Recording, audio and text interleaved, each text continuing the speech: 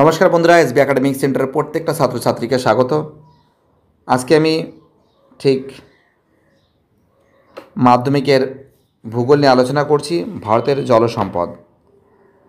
মাধ্যমিকের ভূগোল থেকে যে সমস্ত প্রশ্নগুলো ইম্পর্টেন্ট আছে, প্রচুর ছাত্রছাত্রী কিন্তু রিকোয়েস্ট করেছিল যে স্যার আপনি ভারতের জলসম্পদ থেকে যে সমস্ত প্রশ্নগুলো ইম্পর্টেন্ট, রায় মার্টিন প্রশ্ন বিজেতারা ভলিউম 2 এর, সেগুলো আমাদের একটু দেখিয়ে দেবেন।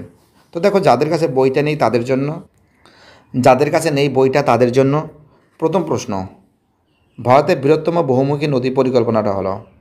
তো অ্যান্সার হবে গয়ের অ্যান্সার ভাকার নাঙ্গাল। কী হবে? অ্যান্সার হবে ভাকার নাঙ্গাল হবে গয়ের অ্যান্সার। দুদাগের প্রশ্ন, গঙ্গা নদীর সঙ্গে যমুনা নদীর সংযোগ নিম্নলিখিত স্থানে অবস্থিত। দুদাগের যে প্রশ্ন আছে অ্যান্সার হবে এলাহাবাদ।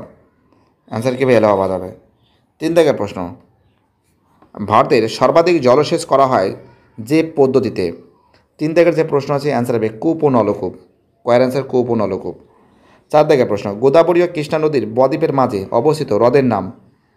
চার দাগের যে প্রশ্ন আছে অ্যান্সার হবে কোলেরু। কী হবে? অ্যান্সার হবে কোলেরু হবে। পাঁচ দেখে, ভারতের যে নদীর মোহনায় কোনো বদ্বীপ নেই সেটি হলো। পাঁচের যে প্রশ্ন আছে অ্যান্সার হবে নর্মদা। কী হবে? অ্যান্সার হবে নর্মদা নদীর। ছয় দাগের প্রশ্ন, গঙ্গা নদীর মূল উৎস হলো। ছয় দাগের যে প্রশ্ন আছে অ্যান্সার হবে গাঙ্গেত্রী। কী হবে? অ্যান্সার হবে গাঙ্গেত্রী হিমবাহ। সাত দাগের প্রশ্ন, ভারতের দীর্ঘতম নদীবাঁধ হীরাকুদ উড়িষ্যার যে নদীর উপর গড়ে উঠেছে তা হলো। সাত দাগের যে প্রশ্ন আছে অ্যান্সার হবে খয়ের অ্যান্সার মহানদী। কী হবে? অ্যান্সার হবে খয়ের অ্যান্সার মহানদী হবে। ঠিক আছে,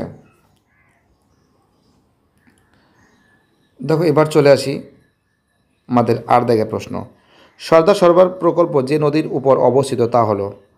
আট দাগের যে প্রশ্ন আছে অ্যান্সার হবে খয়ের অ্যান্সার নর্মদা। কী হবে? অ্যান্সার হবে আট দাগের প্রশ্ন অ্যান্সার হবে আট আট আট হ্যাঁ, নর্মদা। ঠিক আছে।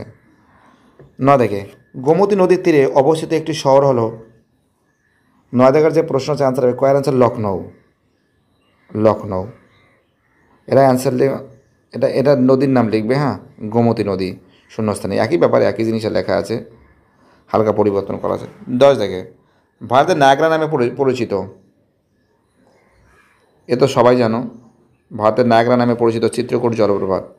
আর 10-এর যে প্রশ্ন আছে অ্যান্সার হবে ইন্দ্রাবতী নদীতে। কী হবে? অ্যান্সার হবে ইন্দ্রাবতী নদীতে, গোয়ের অ্যান্সার। 11 থেকে, উত্তর ভারতের নদ নদী নিত্যবহ হওয়ার কারণ হলো। 11 থেকে যে প্রশ্ন আছে অ্যান্সার হবে গোয়ের অ্যান্সার হবে। ঠিক আছে, নদীগুলি বরফ গলা জলে ও বৃষ্টির জলে পুষ্ট। 12 থেকে প্রশ্ন, গঙ্গার দীর্ঘতম উপনদী হলো। 12 থেকে যে প্রশ্ন আছে অ্যান্সার হবে যমুনা। কী হবে? অ্যান্সার হবে খয়ের অ্যান্সার যমুনা। 13 থেকে, জলবিভাজিকা ব্যবস্থাপনার প্রধান উদ্দেশ্য হলো। 13 থেকে যে প্রশ্ন আছে অ্যান্সার হবে খয়ের অ্যান্সার হবে শুষ্ক ঋতুতে জলের সরবরাহ। 14 থেকে, প্রদত্ত কোনটি বহুমুখী নদী পরিকল্পনার প্রধান উদ্দেশ্য। 14 থেকে যে প্রশ্ন আছে অ্যান্সার হবে গয়ের অ্যান্সার হবে জলদূষণ নিয়ন্ত্রণ। জলদূষণ কীভাবে নিয়ন্ত্রণ হবে। 15 থেকে, কোনটি ভারতের জলবিভাজিকার উদাহরণ। জলবিভাজিকার উদাহরণ। 15 থেকে যে প্রশ্ন আছে অ্যান্সার হবে কয়ের অ্যান্সার পশ্চিম ঘাট পর্বত। 16 থেকে, দামোদর নদের উপর অবস্থিত একটি বাঁধের নাম হলো। 16 থেকে যে প্রশ্ন আছে অ্যান্সার হবে পাঞ্চেত। খয়ের অ্যান্সার কী হবে? পাঞ্চেত। কী হবে? খয়ের অ্যান্সার হবে। তো দেখো, প্রত্যেকটা প্রশ্ন কিন্তু ইম্পর্টেন্ট, প্রত্যেকটা প্রশ্ন ভাইটাল। পাঞ্চেত। ঠিক আছে, এটা হবে পাঞ্চেত হবে। 17 থেকে, ভারতের একটি অন্তর্বাহী নদী হলো Luni.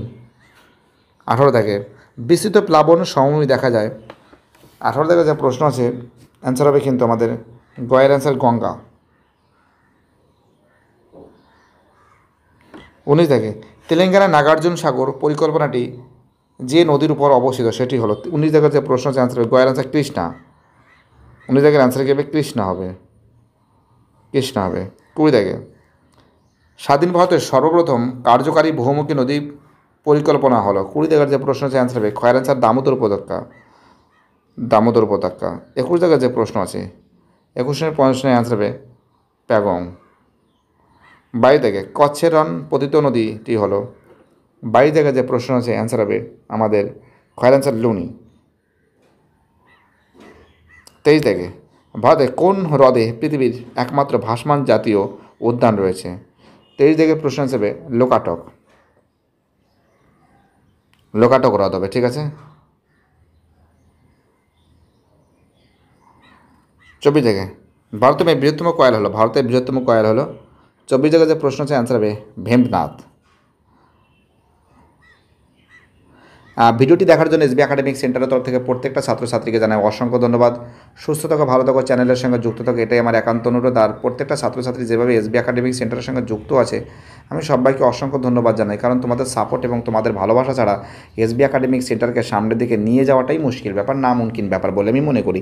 Thank you so much এইভাবে সাপোর্ট করার জন্য, অসংখ্য ধন্যবাদ সবাইকে যারা দিনের পর দিন এতটা পরিমাণে সাপোর্ট করে যাচ্ছে এসবি একাডেমিক সেন্টারকে। থ্যাংক ইউ সো মাচ এইভাবে সাপোর্ট করার জন্য। বাই, টাটা, ভালো থাকবে।